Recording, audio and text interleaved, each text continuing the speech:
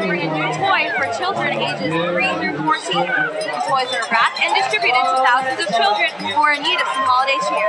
This event has been taking place since 2003, and this year they are expecting more than 9,000 runners and 10,000 gifts. Aneesha, just take a look at the turnout today. Like, the runners are hopped up, ready to go. It's super early in the morning.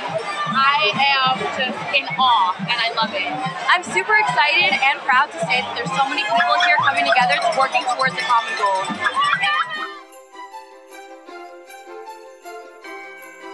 Winter Wishes is a holiday-themed event which provides New Brunswick preschool children with gifts for the holiday season. Students, faculty, staff, and alumni volunteer to purchase gifts for children based on their top 3 needs and wants. Winter Wishes is an initiative that Student Life is partnering with the New Brunswick community. We work with 6 different preschools in the New Brunswick area, and we have over 750 children participating this year. Winter Wishes partners with those preschools and adopts children's wishes. So they list their top 3 wants and their top 3 needs. Then we provide the opportunity for Rutgers students, faculty, staff, alumni to actually adopt a child's wish for the holidays. And then we invite all of the children back to campus for a party where they can come and enjoy a lot of activities and games and actually receive their gifts. It's definitely a great feeling. I love the fact that students can make a personal connection with the children of New Brunswick, because one of our greatest missions here in community service at Rutgers is for students to give where they live. So that's our catchphrase, and really we want students to recognize that they are residents of the New Brunswick community, whether they're living on campus or commuting. They're a part of New Brunswick. So I love adopting my winter wish so I can go out and get the gifts that I want for my child. I try to go a little bit above and beyond. Well, the whole wrapping the gifts is fun and all, but then when you get to actually hand them out and see the expression on the kids' faces, you know, bring joy to the families, it's a nice thing. I just hope to get the feeling of like helping someone out, knowing that like a little kid's going to be able to get a present on Christmas. The students who plan the events are so passionate. I can't even begin to describe how enthusiastic they are about this event. They don't need to be convinced that this is an important initiative. They just know it, they love it, they breathe it. So I think the Student Volunteer Council really is the greatest outlet for any student who wants to get involved in community service. The Student Volunteer Council makes it their mission every year to extend a helping hand to the community at large. That's right, and it's not just during the holidays. They're actually hard at work all semester long. Let's check out a segment on the Student Volunteers Council's semester of service. I give back to the community because it's something I enjoy doing. I believe that there's a lot of help that's needed in the area, and if I can help, I will help. The community gives back to us in many ways. Like, so it's our turn to also give back to them by doing like the little things that we can do by also, for example, like the cleanups. So instead of the community paying money for people to clean up, we can volunteer our time for them to clean up, and they can use that money for something else. The semester of service program is part of the Student Volunteer Council. It's an ongoing commitment throughout the semester, so students will apply to the program to volunteer at the same volunteer site for 9 weeks during the semester. So in the fall it's from October to December, and it just concluded this past week. The program is amazing. I've been with them for 1.5 years now, and I've been volunteering at the nursery school for 1.5 years, and I love it, and I keep coming back to it. Being a part of SVC, I feel like I'm able to like implement planned programs that can help people out a lot more, and also provide services to provide service initiatives to Rutgers students. It's been really great. It's such a great opportunity. Tutoring was just such a wonderful experience, and it kind of helped me figure out what I want to do career-wise. This is my second year now as one of the semester of service coordinators, and I've really loved seeing how much has grown. We went from only having 14 volunteers in the program 2 years ago to now having over 40 volunteers every semester in the program. So it's been a great experience seeing it grow, and I really love the impact that our volunteers have on the community by consistently going to the same volunteer site all semester long. Like, I give back because of my personal experiences. I grew up in Africa, and back home we do not have service initiatives like this. In my opinion, it's important for the people to help each other rather than wait for the government to come in and help out, because that's the only way you're going to get things done. So if we're able to start like a grassroots movement, that's the way we'll be able to like move forward and build our own community. And in that way, it's also like a domino effect. When you help someone out, they'll be willing to also help someone out. So in that way, it keeps growing and growing and growing. And that's the way you make change. That's also a great way to effect change. So. Stay tuned. We'll be right back after this. We don't just talk about politics here, we experience it. It's engaging, transformative, phenomenal, encouraging, enriching. Eagleton Institute. The Eagleton Institute. Eagleton Institute of Politics. Hi, I'm Ruth Mandel, Director of the Eagleton Institute of Politics.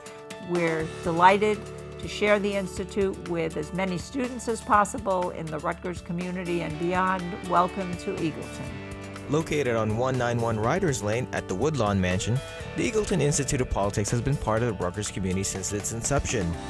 The Institute focuses on how contemporary political systems work, how they change, and how they might work better. The Institute is home to two specialized research centers, the Center for American Women in Politics and the Eagleton Center for Public Interest Polling. The Institute also offers a variety of programs, lectures, and events. To find out more, please visit eagleton.rutgers.edu. The School of Communication and Information, otherwise known as SCI, is dedicated to spreading the knowledge obtained through the scholastics of students and faculty members whose research goes by a philosophy that places people rather than technologies first. SCI has installed two-dimensional QR codes on a wall that each contain encoded information about different SCI research projects. Anybody with a smartphone is able to scan the code in order to decode the images and interact with SCI scholarship through videos and other interactive tools. For more information on SCI Decoded, you can visit cominfo.rutgers.edu.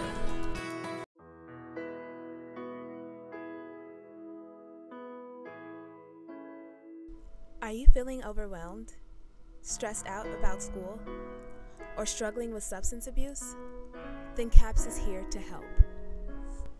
CAPS is the newly formed Counseling, Alcohol and Drug Assistant Program and Psychiatric Service offered here at Rutgers University.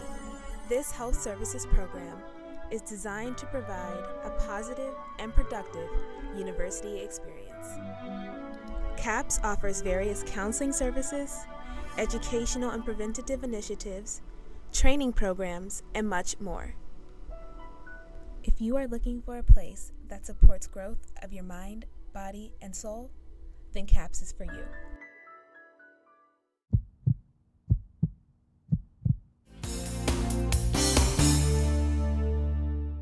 Thanks for staying with us, and if you're just tuning in, we're at our community service themed episode of Inside Rutgers at the Big Chill 2012. If you're just tuning in, the runners are actually just making it back, and they're getting ready to quench their thirst. The Rutgers community has always band together when in need of help. Think back to Superstorm Sandy. Right. We actually have a segment right now on the Student Volunteer Council's efforts to help out with Hurricane Sandy, so let's take a look at that. Hurricane Sandy's aftermath left many people homeless. To get New Jersey residents back on track, the Student Volunteer Council is accepting donations. On December 7th, SVC held an event called Stuff the Bus, where students brought non-clothing donations and helping hands to help out Hurricane Sandy victims. The bus will be driven to New Jersey towns in need. The donations that we're accepting for Stuff the Bus are actually really wide-ranging, so anything from toiletries, hygiene products, that could be deodorant, that could be toothbrushes, that could be diapers, or food, so any non-perishable food items, cans, boxes of pasta, things like that. They're really not interested in accepting clothing, but really anything else students can donate, we're willing to take at this point. Well, we donated a lot of things that were needed in hurricane relief, paper towels, soap, a lot of toiletry items actually, because a lot of people are missing those items right now and it's hard for them to get it. And it's been hard, especially because in the past the power's been out, they can't go out, and the sun's going down faster even, and there's even looters around too, so it's been pretty unsafe as well. So it's nice to donate things to them straight to their house so they don't have to go out. I've just been helping out, with the drive. I've been trying to get more students on campus to help out with hurricane relief efforts. Not only the drive, but going down to areas if they can, like the Jersey Shore, and helping to build out. So just been trying to raise awareness. The bus is going to Lunch Break, which is a nonprofit organization in Red Bank, New Jersey. That's in Monmouth County. Basically, they're working as a distribution center for families in that area who have been affected by Hurricane Sandy in towns like Union Beach or Port Monmouth. So the bus is definitely going to a good place today. It's not too late to contribute donations to the Hurricane Sandy relief. The Student Volunteer Council is currently accepting donations on an ongoing basis at the Student Activity Center. For more information, visit communityservices.rutgers.edu. Donations are still being accepted, so please get out there and do your part to help the community. That's right. The storm affected the entire community. Rutgers Today actually prepared a segment on student reaction, so let's check that out. I'm from Barnegat, New Jersey, so that's right across from Long Beach Island, which really got hit hard. I spent a week trapped in a sorority house. We lost power for 3 days. It was a little terrifying because we lost power at 9 o'clock at night, so it was already dark out. I was here at Rutgers when it hit, and on Tuesday, actually, we actually got our power back, at our house, at our fraternity house. So everyone was cheering. It was like, woo! I would love to tell you I studied the whole time, but I did not study at all. To be quite honest, I just spent a lot of my time sleeping and watching movies, charging all of my electronics in my mom's car, and then using them afterwards. I didn't do a lot of work. I wanted to do a lot of my homework, but it was so frustrating because I didn't have light and I wasn't able to focus. I actually volunteered a lot at Bush, or Werblin Gym in Bush. I served food, cleaned up, put away cots. Lack of gas and the destruction took me by surprise because I was expecting something very similar to Hurricane Irene. I know I hear the weatherman talk all the time, hey, we're going to get hit with a big storm, and it never comes. So that's I feel like everyone had that mentality. Few people prepared, but nobody was fully prepared for something like this.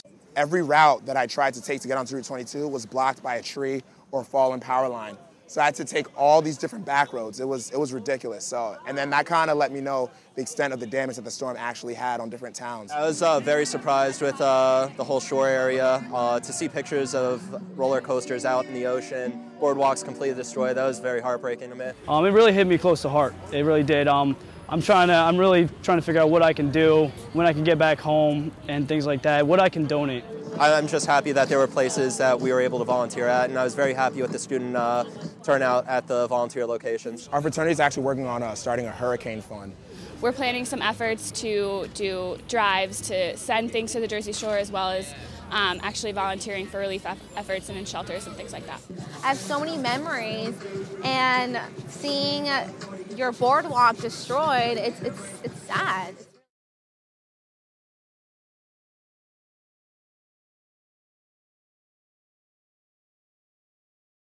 Our heart goes out to anyone who suffered any great losses throughout Superstorm Sandy. Please do your part in the community and help those who need a helping hand during the season. That's what our episode is all about. We'll have more for you right after this break. Coming up next is more on the Big Chill 2012. But first, let's watch as President Barchi delivers a statement about Hurricane Sandy. I'm Bob Barchi. My wife Frances and I extend our thoughts and our prayers to all of our students and our staff and our faculty and our alumni, and to everyone who's been affected by this tremendously destructive storm. Hurricane Sandy was a storm of monumental proportions. We've seen the destruction of homes, the destruction of property, and more tragically, personal injury and loss of life throughout the state, even in our own extended Rutgers family. And our hearts and our prayers go out to all of you who have been affected by this. Here on the Rutgers campuses, we've been very fortunate. We're virtually 100% operational at this point. More importantly, we're not aware of anyone on our campuses who has been injured by the storm. For that, we have a lot of people to thank and a lot of folks to look to. You've heard me speak many times about the concept of One Rutgers, about the community of scholars. Well, this is what that community is all about. It's about public safety, about residence and dining, about recreation, about facilities, all the people who have spent 24 hours a day here on campus, working tirelessly to make sure that the rest of us were fed and housed and kept safe during the heart of the storm. And a special thanks also to those students who extended their helping hand at our shelters to make sure that folks from the surrounding communities who were not as fortunate as us also had a place to stay and a hot meal. That's what Rutgers is all about. Well, now that the storm has passed and the immediate danger to Rutgers is over, it's time for all of us to look outward, to look at the rest of the state who have not been so fortunate, to look at the other members of the communities around us who still have such a tremendous need, and to extend our hands and our hearts to help them at this time of need. I have to tell you that I am so proud of each and every one of you and proud of Rutgers. Thank you.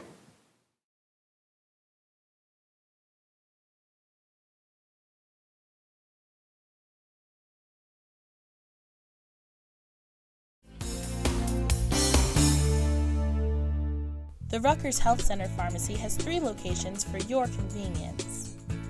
Shop for products or take advantage of the services they have to offer.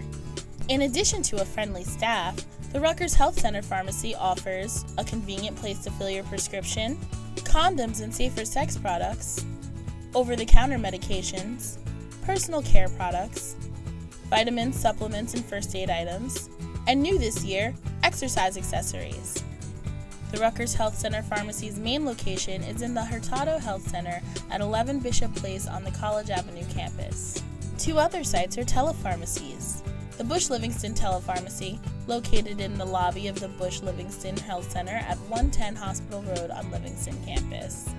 And the Willits Telepharmacy, located in the lobby of the Willits Health Center at 11 Soydam Street on the Douglas campus. Rutgers Health Center Pharmacy and its telepharmacies accept most major insurance plans. And you can pay with cash, credit cards, personal checks, Bursar billing, or even RU Express. It takes less than 20 minutes to fill a prescription, and the Rutgers Health Center Pharmacy is available to everyone. For more information, please visit rhspharmacy.rutgers.edu or call 732-932-7402-219.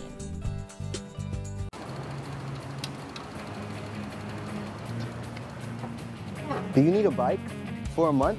For a semester? Did you know that Rutgers has a bike rental program? Sign up is easy. Just go to their website, bikes.rutgers.edu, and click on the Here button to register. You are going to need your NetID and password ready to sign up. Once you're done, you can come by and pick up your bike at several locations all around campus.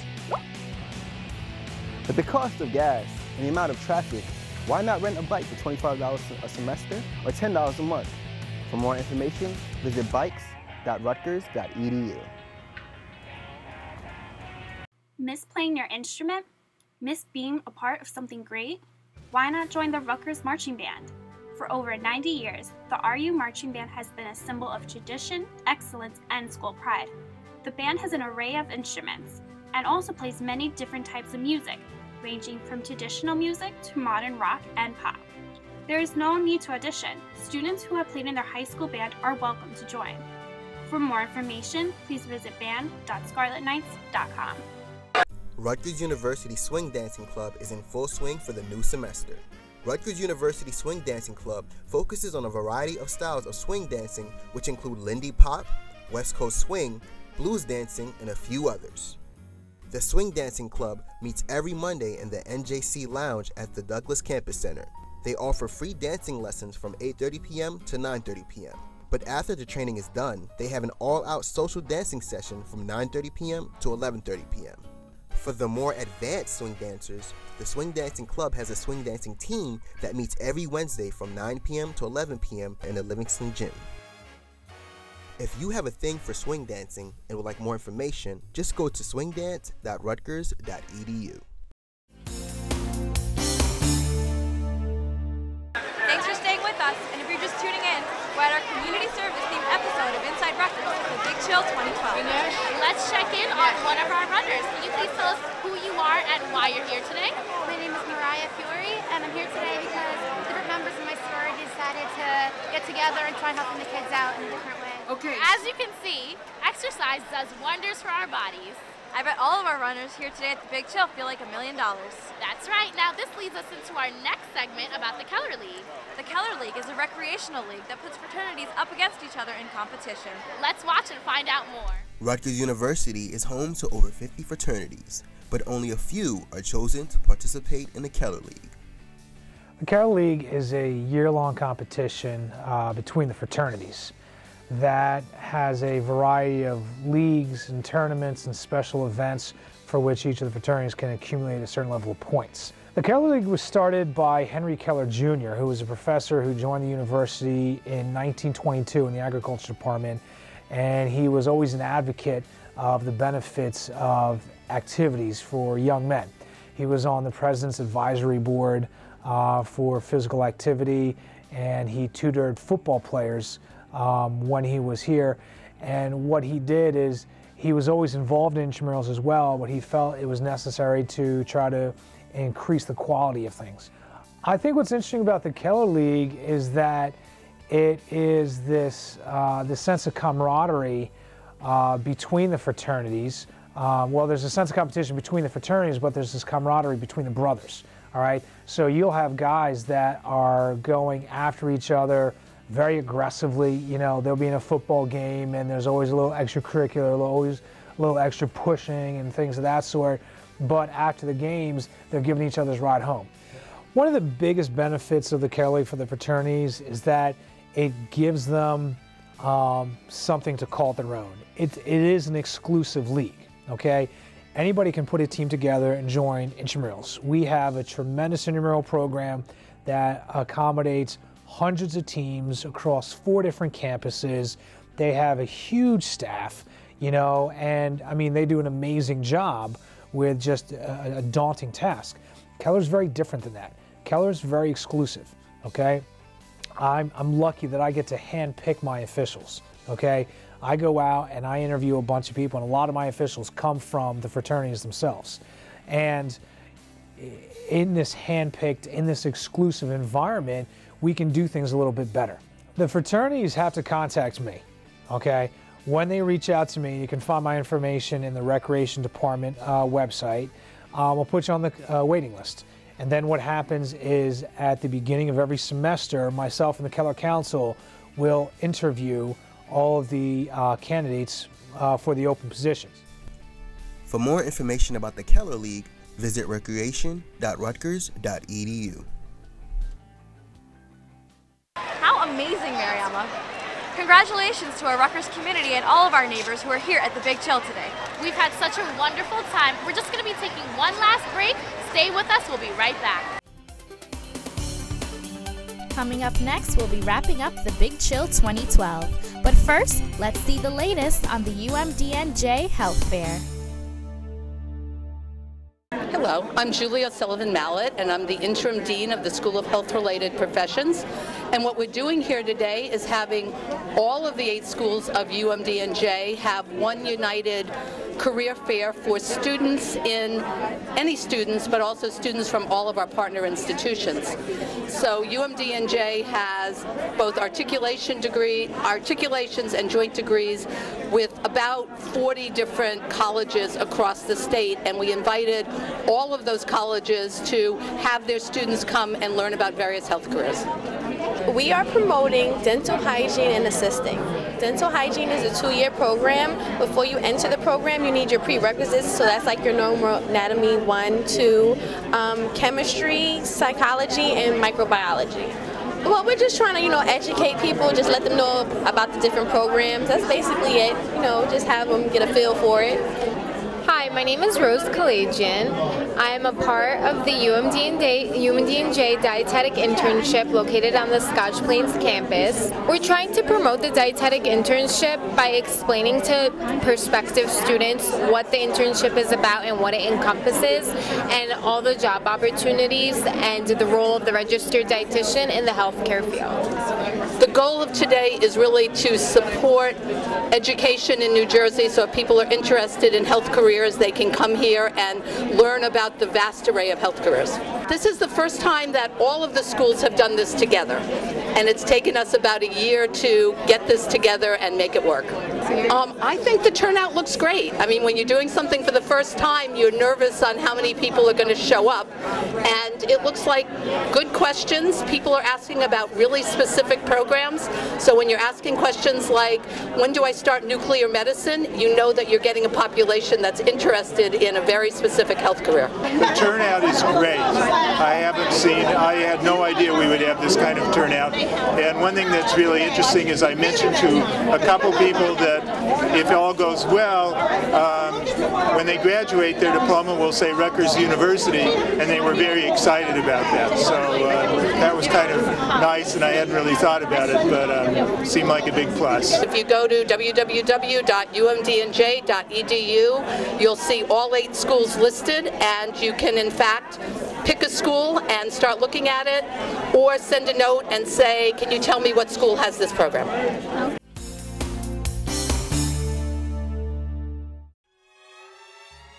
Before Hollywood was Hollywood, the movie capital of the world was right here in New Jersey.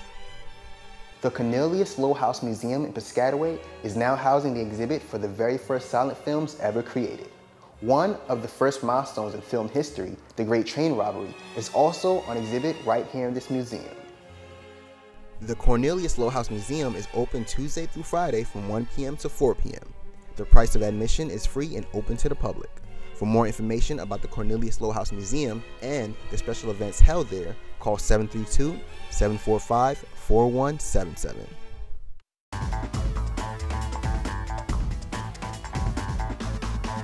Have you ever lost your RUID like Michael Williams? Well, don't panic. Then take a second to retrace your steps and track down where you left it. You'll never know where you'll find it. Just suspend your card by going to ruexpress.rutgers.edu so that nobody else can use it.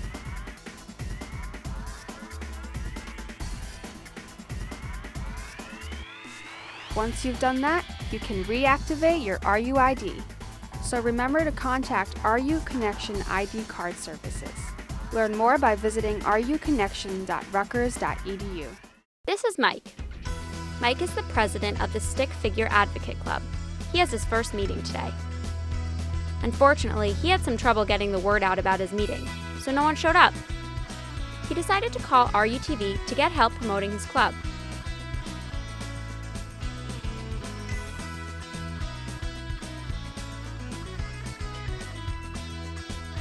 Just 1 week after Mike called RUTV, they made a commercial for him. He is super excited. Today is Mike's second meeting.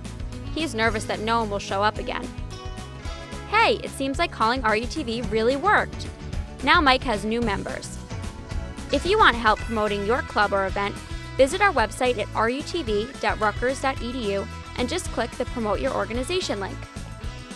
Visit our YouTube page at youtube.com/RUTV or call us at 848-445-1966.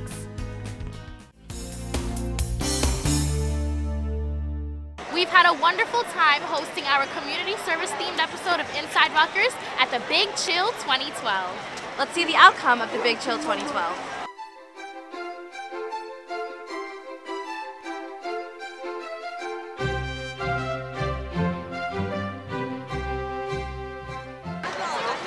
Now, if you enjoyed our show and have any comments or suggestions for our shows next semester, please email us at rutv_InsideRutgers@email.rutgers.edu.